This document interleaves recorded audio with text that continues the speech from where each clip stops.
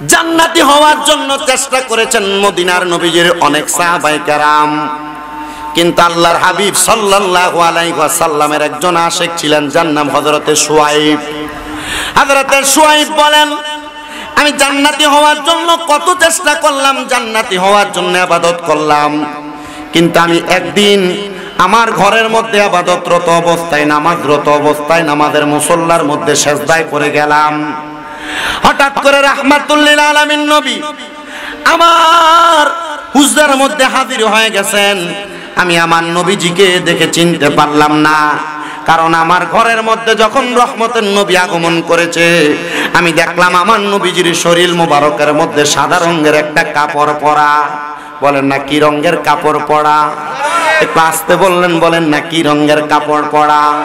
হযরতে শুআইব রাহমাতুল্লাহ আলাইহি বলেন, আমার নবীজির শরীর মোবারকে ওই সাদা রঙের কাপড় পরা না, শুধু নবীজির চেহারা মোবারক কাপড় দ্বারা আবৃত করা। আমি যখন নামাজের সিজদারত অবস্থায় ছিলাম, আমার নবী রাহমাতুল লিল আলামিন নবীজি আমার মাথার মধ্যে হাতটা বুলিয়ে দিয়ে ডাক দিয়া বলে, ও শুআইব, তুমি যে এখনো পর্যন্ত সিজদার মধ্যে পড়ে আছো, শুআইব তুমি কি জানো আমি নবী রহমতের নবীজির তোমার এলাকার 3 জন উম্মত আছে যারা এখনো ক্ষুধার্ত অবস্থায় পড়ে থাকে। ও শুআইব, তোমার যদি সম্ভব হয় তুমি তোমার সম্পদ থেকে আমার এই 3 জন ক্ষুধার্ত উম্মতকে সহযোগিতা করো। শুআইব বলে, আমি আর দেরি করলাম না, আমি ডাক দিয়া বললাম, ইয়া রাসূলুল্লাহ, ইয়া হাবিবাল্লাহ, নবী গো, আমি তো আপনার ওই 3 জন উম্মতকে চিনি না, তাহলে আপনার ওই 3 জন উম্মতকে আমি কেমনে খুঁজে খুঁজে বের করব? আমার নবী ডাক দিয়ে কয়, শুআইব, ওই উম্মতদেরকে বের করার একটাই মাত্র কারণ, দেখবা মসজিদের মধ্যে সর্বপ্রথম আমার ওই উম্মত 3 জন আগে আগে প্রবেশ করে, আর আমার ওই 3 জন উম্মত মসজিদ থেকে যখন বের হয় তখন সবার আগে মসজিদ থেকে বের হয়। ওই ব্যক্তি ডাক দিয়ে, ইয়া রাসূলুল্লাহ, আপনি নবীর সুন্নত মসজিদের মধ্যে যেই ব্যক্তি আগে প্রবেশ করে সে যেন পরে মসজিদ থেকে বের হয়, কিন্তু তারা নাকি আপনার আশেক, তারা মসজিদের মধ্যে সবার আগে প্রবেশ করে কিন্তু আবার সবার আগে বের হয়ে যায়। কারণটা কি বলবেন নি গো নবী? আমার নবীজি হযরতে শুআইবকে ডাক দিয়া বলে, ওগো আমার শুআইব, তারা একটা কারণে আগে যায়, তারা যেন আমি নবীর সুন্নত পালন করতে পারে একটা কারণ, আর তারা আগে বের হয় আর একটা কারণে। তারা চিন্তা করে মসজিদের বাহিরে যদি কোনো আল্লাহ পাক রব্বুল আলামিনের বান্দা তারা মসজিদের মুসল্লিদেরকে কোনো হাদিয়া প্রদান করে, ওই হাদিয়াগুলা গ্রহণ করার জন্য তারা আগে আগে মসজিদ থেকে বের হয়ে যায়। এটার কারণটা হলো, যদি কেউ কোনো হাদিয়া দেয়, ওই 3 জন উম্মত হাদিয়াগুলা খাইয়া তারা রোজা পালন করে তারা ইবাদত করবে। হযরত শুআইব বলে, আমি ওই দিন গেলাম, যাওয়ার পরে মসজিদের সামনে প্রথম থেকে খাবার নিয়ে দাঁড়িয়ে রইলাম, একটু একটু করে খাবার দিতে লাগলাম। আমি বললাম, কে আছো? খাবারের জন্য মসজিদের মধ্যে প্রবেশ করেছো, এখনো পর্যন্ত তোমরা আজকে 7 দিন পর্যন্ত কোনো খাবার পাও না, সবাই আমাদের কাছ থেকে খানা নেয়, কিন্তু ওই 3 জন আশেক আমার কাছ থেকে খানা নেয় না। আমি সারাদিন মসজিদের দরজায় খানা দিতে লাগলাম, দিতে দিতে দিতে দিতে দিতে দিতে অনেক খানা আমি প্রদান করলাম, কিন্তু আমি রাত্রবেলা আবার নামাজের মুসল্লার মধ্যে দাঁড়াইলাম। আমি নামাজ পড়তে পড়তে আল্লাহ তাআলার দরবারে দোয়া করতে লাগলাম, ওগো আল্লাহ, নবীর ওই উম্মত, যেই উম্মতরা খাবার বক্ষণ করতে লাগছিল, খাবার পায় নাই, কিন্তু আল্লাহ তাআলার ইবাদতের মধ্যে মশগুল ছিল। ইয়া রাসূলুল্লাহ, ও মায়ার নবী রাহমাতুল লিল আলামিন নবীজি, আপনার ওই 3 জন উম্মত কোথায় আপনি বলেন না? আমার নবী ডাক দিয়া কয়, তুমি যখন বলেছো খাবারের জন্য তারা মসজিদে আসছে, এই জন্য তারা তোমার সামনে খাবারের জন্য দাঁড়ায় নাই, তারা তোমার সামনে দাঁড়ায় নাই, কারণ তারা খাবারের জন্য মসজিদে আসে নাই, তারা আমার আল্লাহ তাআলার খুশির জন্য মসজিদে আসছে। জোরে বলি সুবহানাল্লাহ।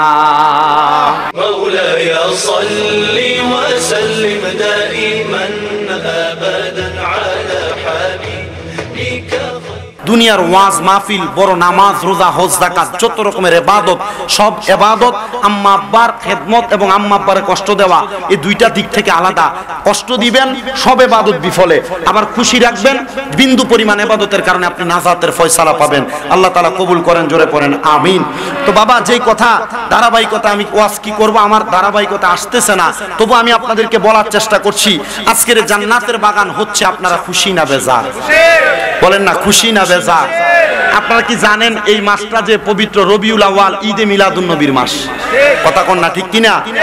এই ঈদে মিলাদুন নবীর মাস আর 12 রবিউল আউয়াল এবং মিলাদুন নবীর নাম শুনলে আমাদের দেশে এক জাত মানুষ আছে যারা বেদাত বেদাত কইতে কইতে তার শব্দ বাইর করে। আছে না? আছে না? আচ্ছা বাবা, বেদাত বেদাত বলতে বলতে দাঁত বাহির না কইরা জায়েজ না জায়েজের ফতোয়াটা জানা দরকার আছে না? দরকার আছে। এখানে যত আম জনতা আছেন, যত মুরব্বী বাবারা আছেন, যত দাড়ি পাকা বাবারা আছেন, মিলাদুন নবী যারা মানেন, যারা না মানেন আপনারা আছেন, একটু মনোযোগ দিবেন। মিলাদ এই শব্দটা এক অর্থে নয়, 3 অর্থে ব্যবহার হয়। বলেন কয় অর্থে? 3 অর্থে ব্যবহার হয়। এই মিলাদ শব্দের অর্থ হচ্ছে জন্ম। বলেন না, মিলাদ শব্দের অর্থ শুধু জন্ম নয়, আরবি গ্রামারে একটা শব্দের সর্বনিম্ন 24টা অর্থ হয়। না, কয়টা অর্থ হয়? 24টা। এই মিলাদ শব্দের একটা অর্থ জন্ম, আগমন, শুভাগমন। সুবহানাল্লাহ পড়ে। তো সুন্নিরা কেন মিলাদুন নবীর মাহফিল করে? তো মিলাদুন নবী হলো নবীর জন্ম। বলেন, মিলাদুন নবী মানে নবীর জন্ম। এখন সুন্নিদেরকে ফতোয়া দেয়, রোজার ঈদ পাইলাম ঈদুল ফিতর, কুরবানির ঈদ পাইলাম ঈদুল আজহা। তো তোমরা সুন্নিরা একটা নতুন ঈদ বানাইলা, ঈদে মিলাদুন নবী। এই ঈদ পাইলা কই? এই ঈদ পাইলা কই? আপনি তার একটা উত্তর দিবেন। ঈদ শব্দের অর্থই যেহেতু খুশি, ঈদ শব্দের অর্থই যেহেতু আনন্দ, তো ঈদে মিলাদুন নবী হলো ঈদ মানে খুশি, নবীর জন্মের, নবীর আগমনের খুশি। আপনি যদি বলেন যে না, এটাতে ঈদ পালন করা বা ঈদ বলা যাবে না, মাইনা নিলাম, ঈদ বলা যাবে না। যেই নবীর কারণে ঈদুল ফিতর পাইলাম, ঈদুল আজহা পাইলাম, যেই নবীর কারণে জগৎ সংসারে আলো দেখার ক্ষমতা পাইলাম, আমরা ওই নবীর আগমনে খুশি না বেজার? এটার নাম ঈদ। বলেন না, এটার নাম কি? যেই নবীর আগমনে খুশি, এটার নাম কি? ঈদ। বাবা, এবার আপনার মনে প্রশ্ন, হুজুর তাহলে ঈদে মিলাদুন নবী এটা আমরা পালন করি কেন? এটা পালন করার কারণটা কি? এটার অন্য কোনো কারণ নয়। 5টি হাদিস আল্লাহ তাআলার পেয়ারা হাবিবের একজন আশিক মুহাদ্দিস আল্লামা ইবনে হাজার হায়তামি রাহমাতুল্লাহ আলাইহি ওনার আন-নি'মাতুল কুবরা আলাল আলামি ফি মাউলিদি সাইয়্যিদুল উলদি আদম এই কিতাবের মধ্যে উনি লিখতেছেন, 1 নাম্বার নবীজির প্রথম সাহাবী হযরতে আবু বকর সিদ্দিক রাদিয়াল্লাহু তাআলা আনহু বলে, যারা দুনিয়ার জমিনে নবীজির মিলাদুন নবী উদযাপন উপলক্ষে মাত্র 1টি টাকা দান করবে, আল্লাহ তাআলা তাকে জান্নাতের ভিতরে আবু বকর সিদ্দিকের বন্ধু বানিয়ে দিবে। সুবহানাল্লাহ। সুবহানাল্লাহ পড়বেন না? নবীজির আগমন, নবীজির ঈদে মিলাদুন নবীর মধ্যে কেউ যদি মাত্র 1টা টাকা দান করে, আল্লাহ তাআলা তাকে আবু বকর সিদ্দিকের বন্ধু বানিয়ে দিবে। আচ্ছা বলেন, আমরা কি আবু বকর সিদ্দিকের বন্ধু হইতে চাই না? কথা বলেন, চাই কারা কারা? হাত তুলে দেখান। আবু বকর সিদ্দিকের বন্ধু হইতে চাইলে মিলাদুন নবীতে কি করবেন? সর্বনিম্ন কয় টাকা দান করবেন? কথা বলেন, সর্বনিম্ন কয় টাকা দান করবেন? এই দানের মাধ্যমে মিলাদুন নবী পালন করবেন। আর এই দান করে বুঝিয়ে দিবেন যে আমরা যারা সুন্নি, আমরা শুধু মিছিল করে, জুলুস করে মিলাদুন নবী পালন করি না, আমরা রোজা রেখে মিলাদুন নবী পালন করি। আল্লাহর হাবিবকে প্রশ্ন করা হলো, ইয়া রাসূলুল্লাহ, আস-সাওমু ইয়াউমাল ইসনাইনে, আপনি সোমবার দিন, তৃতীয় দিন কেন রোজা রাখেন? নবী বলে, আমি এই দিন কেন রোজা রাখি জানো? ইয়াউমা উলিদতু, এই দিনে আমি নবীজি জন্মগ্রহণ করেছি। ইয়াউমা উনজিল আলাইয়া, এই দিনে আমি নবীর উপর আল্লাহ তাআলা কোরআন নাজিল করেছে। জোরে সরে পড়ি সুবহানাল্লাহ। এই জন্য আমরা মিলাদুন নবী জুলুস করব, পালন করব, মাহফিল করব, পালন করব, দোয়া পড়ব, পালন করব, গরু জবাই করে পালন করব, তাবারুক করে পালন করব, জিলাফি খাওয়া পালন করব, দান সদকা করে পালন করব। কথা বলেন ঠিক কিনা? আল্লাহ তাআলা কবুল করেন, জোরে পড়েন আমিন। এরপরে দেখেন হযরতে ওমর ইবনে খাত্তাব রাদিয়াল্লাহু তাআলা আনহু মিলাদুন নবী শুধু আবু বকর সিদ্দিক রাদিয়াল্লাহু তাআলা আনহু পালন করেন নাই। মিলাদুন নবীর ব্যাপারে হযরত হযরত ওমর রাদিয়াল্লাহু তাআলা আনহু ইরশাদ করে বলেন, ও দুনিয়ার মানুষ, যেই ব্যক্তি মিলাদুন নবী সাল্লাল্লাহু আলাইহি সাল্লামকে তাজিম করবে, সম্মান করবে, শ্রদ্ধা করবে, আল্লাহ তাআলার পেয়ারা হাবিবের প্রখ্যাত সাহাবী ওমর রাদিয়াল্লাহু তাআলা আনহু বলেন, নিশ্চয়ই সে যেন ইসলামকে জীবিত করবে। জোরে পড়ি সুবহানাল্লাহ। আপনি চিন্তা করে দেখেন, মিলাদুন নবী পালন করাতে ইসলাম জীবিত করা শামিল হয়ে যায়। নবীজির আরেকজন সাহাবী উসমান জি নূরাইন রাদিয়াল্লাহু তাআলা আনহু বলেন, নবীজি সাল্লাল্লাহু আলাইহি সাল্লামের মিলাদুন নবী উদযাপনে যে ব্যক্তি 1 দিরহাম খরচ করবে, সে যেন বদর এবং হুনাইনের যুদ্ধে অংশগ্রহণ করার পরিমাণ সওয়াব পাবে। ও বন্ধু, বদরের যুদ্ধ আমরা করতে পারি নাই, হুনাইনের যুদ্ধে আমরা শরীক হতে পারি নাই, কিন্তু যদি আমরা মিলাদুন নবী উদযাপন করি, বদরের যুদ্ধে এবং হুনাইনের যুদ্ধে অংশগ্রহণ করার সওয়াব আমাদের আমলনামায় চলে আসবে। শুধু এইটা নয়, হযরতে আলী রাদিয়াল্লাহু তাআলা আনহু বলেন, যেই ব্যক্তি মিলাদুন নবীর প্রতি সম্মান প্রদর্শন করে আর আল্লাহ তাআলা সেই ব্যক্তিকে সেই সুবাদে মিলাদ পাঠ করার কারণে ওই ব্যক্তি মৃত্যুবরণ করার পর আল্লাহ তাআলা তাকে বিনা হিসেবে জান্নাত নসিব করাবেন। এবার আসেন, এই মিলাদুন নবীর কারণে আল্লাহ তাআলা জান্নাত নসিব করাবেন। এই জান্নাত পাওয়ার জন্য আমরা কত ইবাদত করি, নামাজ পড়ি, রোজা রাখি, হজ করি, যাকাত দেই, দান সদকা করি, কত রকমের ইবাদত করি, কিন্তু আমার আল্লাহ তাআলা কোরআনুল কারীমের মধ্যে ঘোষণা করে, লা ইয়াস্তাউই আসহাবুন নারি ওয়া আসহাবুল জান্নাহ, আসহাবুল জান্নাতি হুমুল ফাইজুন। আল্লাহ তাআলা বলেন, দুনিয়াতে যারা জান্নাতি এবং জাহান্নামী তারা এক রকম নয়। আল্লাহ সফল কাম কারা? আল্লাহ বলে আসহাবুল জান্নাতি হুমুল ফাইজুন, যারা জান্নাতি তারা হলো সফল কাম। জোরে পড়ি সুবহানাল্লাহ। আচ্ছা বলেন তো, খুশবাস কাদিরিয়া গাউসিয়া দরগা শরীফের জান্নাতের বাগানে যারা আসছেন, আমরা কি জান্নাতি হতে চাই? একবার আসতে বলছেন আপনারা, জান্নাতি হতে চাই? আমার মুসলমান ইমানদারেরা, জান্নাতি হওয়ার জন্য চেষ্টা করেছেন মদিনার নবীজির অনেক সাহাবায়ে কেরাম, কিন্তু আল্লাহর হাবিব সাল্লাল্লাহু আলাইহি ওয়াসাল্লামের একজন আশিক ছিলেন, যার নাম হযরতে শুআইব। হযরতে শুআইব বলেন, আমি জান্নাতি হওয়ার জন্য কত চেষ্টা করলাম, জান্নাতি হওয়ার জন্য ইবাদত করলাম, কিন্তু আমি একদিন আমার ঘরের মধ্যে ইবাদতরত অবস্থায়, নামাজরত অবস্থায়, নামাজের মুসল্লার মধ্যে সিজদায় পড়ে গেলাম। হঠাৎ করে রাহমাতুল লিল আলামিন নবী আমার হুজরার মধ্যে হাজির হয়ে গেছেন। আমি আমার নবীজিকে দেখে চিনতে পারলাম না, কারণ আমার ঘরের মধ্যে যখন রহমতের নবী আগমন করেছে, আমি দেখলাম আমার নবীজির শরীর মোবারকের মধ্যে সাদা রঙের একটা কাপড় পরা। বলেন না কি রঙের কাপড় পরা? একটু আসতে বললেন, বলেন না কি রঙের কাপড় পরা? হযরতে শুআইব রাহমাতুল্লাহ আলাইহি বলেন, আমার নবীজির শরীর মোবারকে ওই সাদা রঙের কাপড় পরা না, শুধু নবীজির চেহারা মোবারক কাপড় দ্বারা আবৃত করা।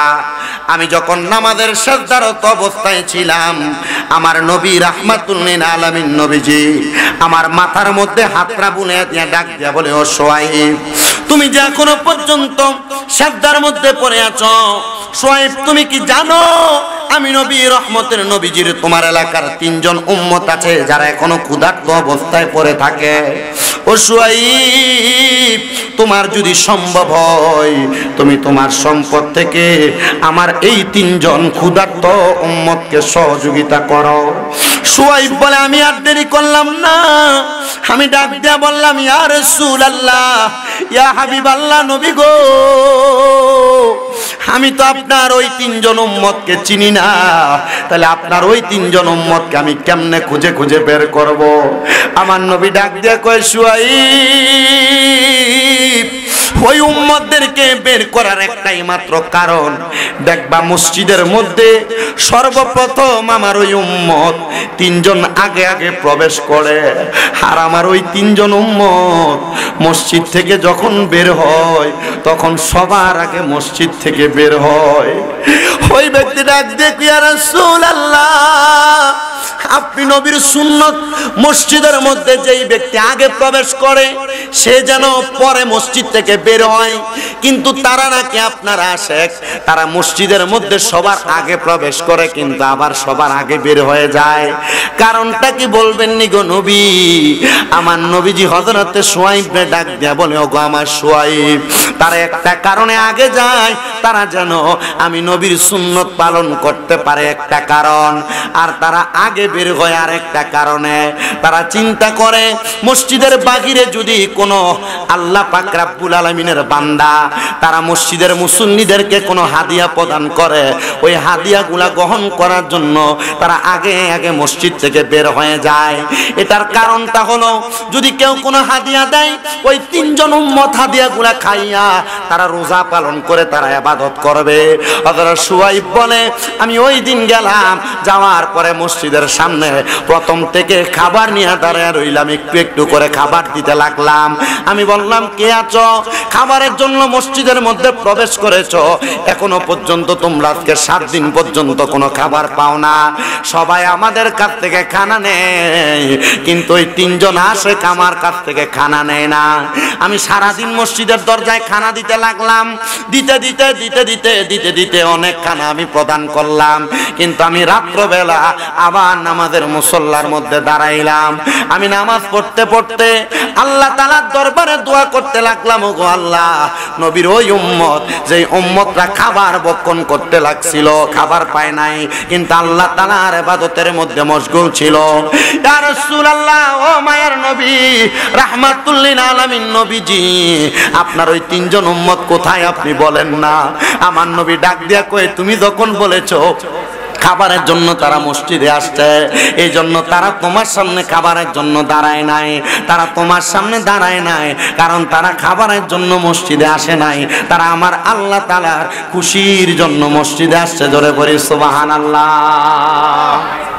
হযরত শুআইব উনি বলেন আমি সারাদিন পর্যন্ত খাবার দিছি, কিন্তু আমি রাত্রবেলা যখন নামাজের মুসল্লায় দাঁড়াইলাম, আমি নামাজ পড়তে পড়তে আবার ঘুমিয়ে গেছি। হঠাৎ করে দেখলাম রাহমাতুল লিল আলামিন নবী মনটা বেজার করে আমি শুআইবের সামনে দাঁড়ানো। আমি প্রশ্ন করলাম, ইয়া রাসূলুল্লাহ, আপনার মুখটা কেন বেজার দেখা যায়? নবী সাল্লাল্লাহু আলাইহি সাল্লাম তখন আমাকে বলছে, হে শুআইব, তুমি সবাইকে খাবার দিলা, কিন্তু আমার ওই তিনটা পাগল উম্মতকে খানা দিতে পারলা না। শুআইব বলি, ইয়া রাসূলুল্লাহ, মসজিদের যত মুসল্লি সবাইকে খানা দিলাম, আর আপনি বললেন আপনি আপনার ওই তিনজন উম্মতকে খানা দিলাম না। নবীজি কেন? বলে তারা তোমার কাছ থেকে খানা আনার জন্য যায় নাই। ইয়া রাসূলুল্লাহ, কারণটা কি? কোন কারণে খানা আনতে যায় নাই? বলে অন্য কোনো কারণ নয়, একটাই মাত্র কারণ, তারা যখন তুমি বলেছো যে খাবারের জন্য কারা মসজিদে আসছো, তখন তারা পিছে গেছে, তারা চিন্তা করেছে যদি তারা বলে আমি খাবারের জন্য মসজিদে আসছি, তখন তারা চিন্তা করবে আল্লাহ তাআলার নামাজ আদায়ের জন্য তারা মসজিদে আসে নাই।